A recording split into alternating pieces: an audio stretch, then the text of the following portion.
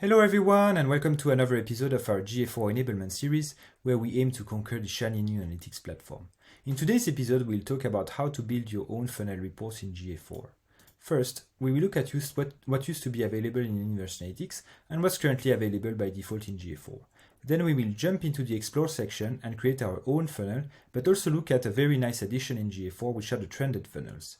And finally, because we are not restricted to only e-commerce behaviors, we will also look at how to create other types of funnels for other types of flows that you may have available on your website.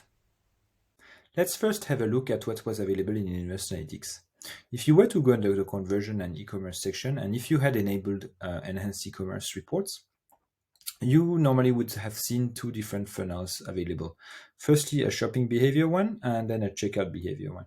So the shopping behavior was mostly focused around the actions that were prior to checkout, so such as checking how many sessions were recorded, how many sessions with a product view, how many sessions with add to cart, and so on, up to the checkout and finally a transaction.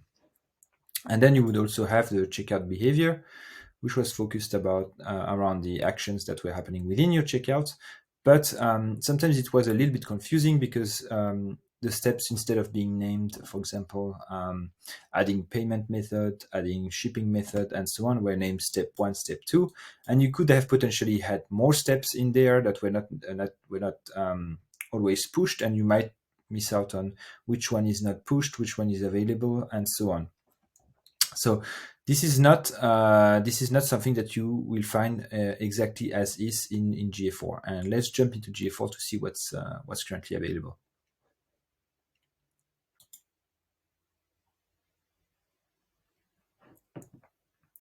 So in GA4, if you go under the report section and then you go into monetization, you will also find that there is a user purchase journey report that's pre-made for you. This is indeed a funnel. But the thing is, this funnel, firstly, is a closed funnel. That means that if users are joining the one of the steps of the funnel in the middle of the funnel, they're not going to be counted in. So let's say if they jump from step 3 or step 4, for example, if they immediately start a checkout, they're not going to be counted in this funnel. Secondly, you cannot, unfortunately, edit the funnel steps. So you cannot add steps between two others or edit them. So this is unfortunately quite restricted at the moment. So if you want to create your own funnel and personalize it, you will have to create an exploration. So let's go into the Explore section in GA4. And rather than using an existing template, because if I click on this one, it will automatically load a lot of data and a funnel that's already pre-made, which might be a little bit confusing. We're going to instead start from a blank canvas and select the funnel exploration to be able to create the own steps in our report. In order to save time, I've already pre-created a couple of tabs in this exploration, but I'm still going now to show you how to create the funnels from scratch. So we have selected funnel exploration as the technique, and we now want to add a couple of steps in this funnel. So the first thing to do is we're not going to touch the dimensions and metrics here. What we're going to do is we're going to jump into the steps menu here. So you click on steps, you see a bunch of conditions that you can add to your steps. In this case, we are after creating an e-commerce funnel. So we're interested in events that are related to e-commerce. So few events that we will start with is firstly view item list, which is basically viewing a category page. Secondly, we're going to add view item, so having seen an item. Third, having added items to cart.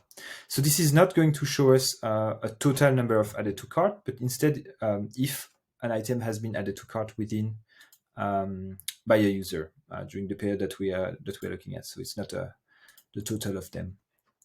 Then we want to check if a person has started a checkout. So it's called the event is called begin checkout in GA4. Then if a person has added their shipping info, because I think these steps comes prior to the payment info in most of the cases, then payment info, and finally if the person has made a purchase, which is here. Cool. So as you can see, we have 7 different steps. Right at the moment, they might, if I click on apply here, you see they are named new step 2, 3, 4, 5, 6. There is a funnel, but it's a little bit hard to understand what they are about. So I'm going to go back in the edit section. As you can see, I can name them. So I can name them, for example, I'm going to name them the same way. View item list, view item, add to cart, and so on. I've just made a little cut here just to save time, and as you can see, I have added all of my different steps in this funnel. So what do we see here? I can see my different steps here, detailed with how many users went from step to step, how many abandoned, the abandon rate, and so on. If I want to zoom a little bit on these, I can actually use the scroll of my mouse, and as you can see, I can see a little bit more of what each step, the number of each steps. Or I can zoom out if I want to see it whole. You have the ability to also create, to mark this as a open funnel. So that's what I was talking about earlier. This is going to show us users who entered steps despite not having started with these steps. So for example, you may not go to see an item within a list at first, and you might land directly on an item page by itself. So as you can see in this case, there's almost I would say that's about like 40% of users who actually land directly on an item page, and so on. So as you can see, then it goes quite down, and the number of people who entered from another way in the funnel. But yeah, it could be possible. Now you might be interested in focusing on a specific steps of this funnel. For example, if you remember in Universe Analytics, you had one part of one of the report was focused around the steps that were prior to checkout, and then there was a report based on checkout only. So if you wanted to do that, I would recommend that you do a duplication and then you edit the steps by removing the ones that you don't need. So I'm going to load that up here, and I already pre-loaded that, but I basically removed the steps that were prior to begin checkout, and I have now my only checkout funnel. You might also be interested in seeing a comparison between 2 different segments of users, and so let's have a look at this. So I had a direct segment related to Auckland users and another one to Wellington users because I wanted to compare both, and I have now dropped these into the segment comparison here, and I can see that step by step, I can see the numbers between each of these steps based on the segments conditions that I have added. And again, here they've detailed Auckland versus Wellington, and so on. Now, one of the really interesting things I wanted to show you today is the trended funnels. So this is a really, really nice addition that that GA4 has made, and I've been wanting to have this for ages.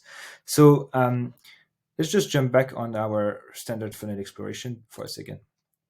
So when I look at this data, it basically gives me the entire volume for each step for the period I'm looking at, but it doesn't tell me how it was faring on May 1 versus how it's faring on May 15. And there might be an issue that I cannot spot here.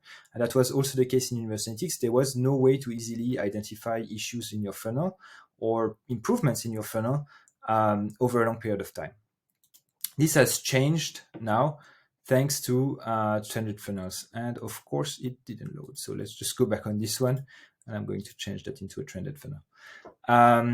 So yeah, I can see now that how each step is faring over time. So as you can see, there is a bit of a decrease. Maybe there was a different activity on the website during that time, but it's possible that, let's say, if you have made massive changes on your checkout, or you have deployed a brand new checkout, you might see a rise in one of these steps, or a drop in one of these steps, because let's say it becomes more easy or more complicated, or you have also added steps and you want to see them reported on in your trends. Well, that is now possible in thanks to this trended funnels option. So as you can see, there is really plenty of things that you can do in the new funnel explorations menu in GA4. Now, what I want to do is show you that you can not only create e-commerce funnels, but basically any type of flow or process that you have on your website, as long as it's well tracked in GA4, you can create a personalized funnel for this, which was really not easily available in Universe Analytics. So let's check an example right now. Let's have a look at another type of funnel that we can create. So in the previous steps, we discussed the creation of an e-commerce funnel, but in this case, the business we're looking at is not interested in checking their e-commerce, because they're not a transactional website, but instead they have processes in place with different steps, such as, and it could be quizzes, it could be subscription-based models, and so on. So what they did is they followed the same way of creating a funnel. They first clicked on steps. And because we are tracking each step of their funnel or of their process and pushing that information to GA4, they were able to create a funnel with 9 different steps from the start to the final steps and represent it in an exploration in GA4. As you can see, you're not really limited to e-commerce funnels, but you can create any type of funnel as long as this is tracked properly and being pushed properly to GA4. Let's have a quick summary of what we have discussed today. Firstly, don't be limited by what you were experiencing in Universe Analytics or in the standard report in GA4. Instead, jump into the Explore section and build your own funnels. You can customize your steps, compare segments, and so on directly in there. Secondly, any process that's being tracked properly and sent to GA4 can be recreated as a funnel in the Explore section.